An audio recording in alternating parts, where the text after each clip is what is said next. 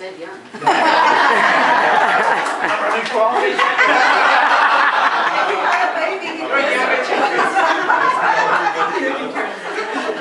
Is running for Lieutenant Governor for the state of Texas. Linda Chavez Thompson.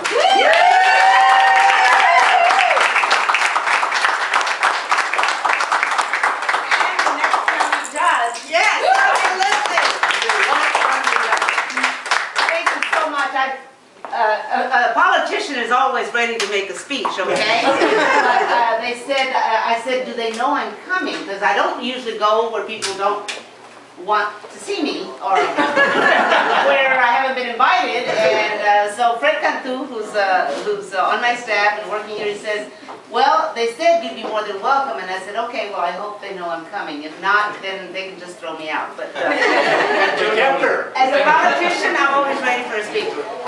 Thank you so much for being here and for showing your Democratic colors. Thank you so much.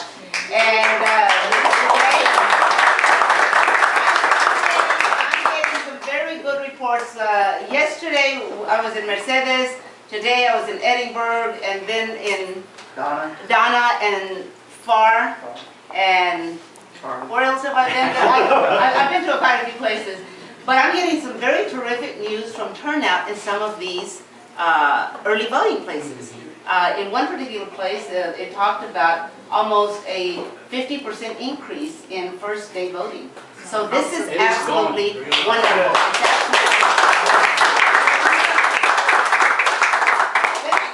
Why I've spent a lot of time here in South Texas.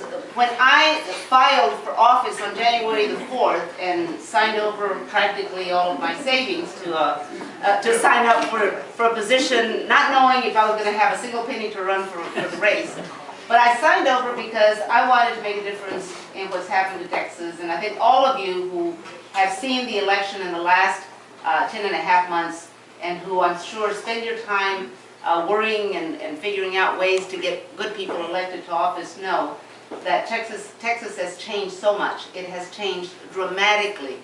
I left and lived in Washington, D.C. for 12 years as the Executive Vice President of the AFL-CIO.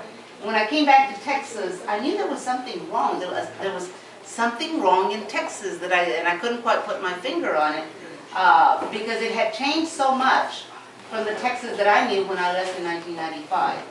And it had changed to such a dramatic change that I said, why isn't somebody doing something about it? Not knowing that they were going to pick me to be the one that tried to do something about it, in addition to, of course, Bill White. But I started running for this position, and one of the first questions that was asked of me at the press conference that I had that day was from a newspaper reporter from the Valley. And his question was this, and I'll never forget it.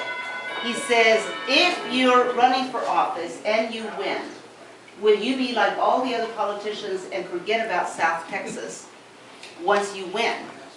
And I turned to him and directly, and he quoted me in the paper, and it was on television, and I said very pointedly to him, and I have said it to all the audiences that I speak to, and I've been here on many occasions, at least 5 or 6 times, that I've traveled here all year long, that South Texas has been forgotten for too long.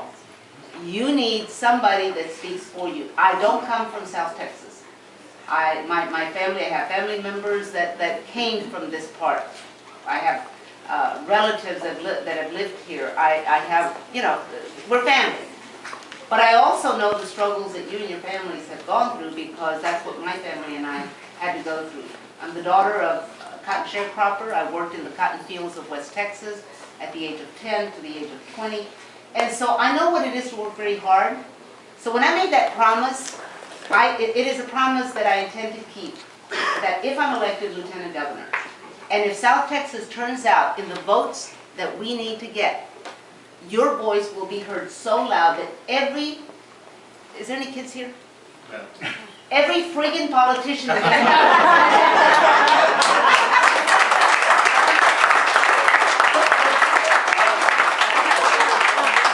I was very careful about what I said, okay?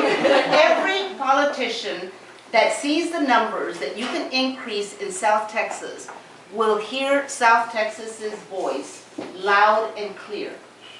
But there's a lot of work to do in the next 2 weeks, and that is to make sure that we get all those votes out.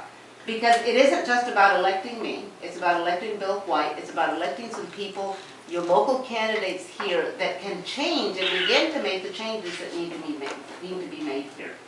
I have been having a great time.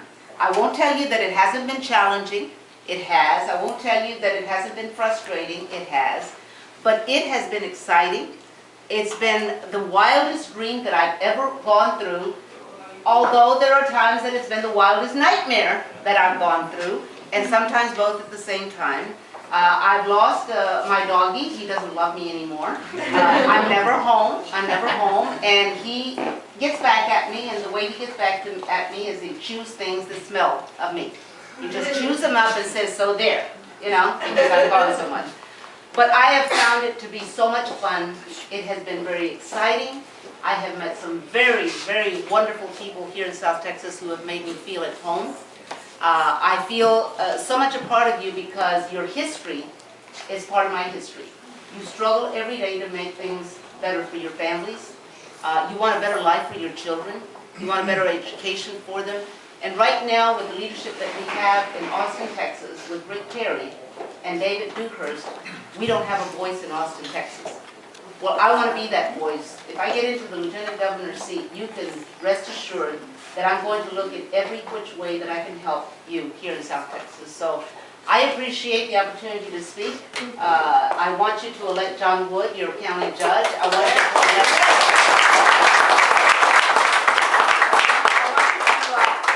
I know some of you may already know, but Bill White will be here tomorrow morning, ¿verdad? Fred at McAllen at breakfast tomorrow morning at 8 o'clock breakfast. So any of you, I'm sure, that have already been invited there, or I may see you there. But I can't thank you enough for what you've already done. And if I could find Mr. Sanchez? Raul? Raul? Have you taken down the names of all these people? Have you registered them? She wants to speak to Raul.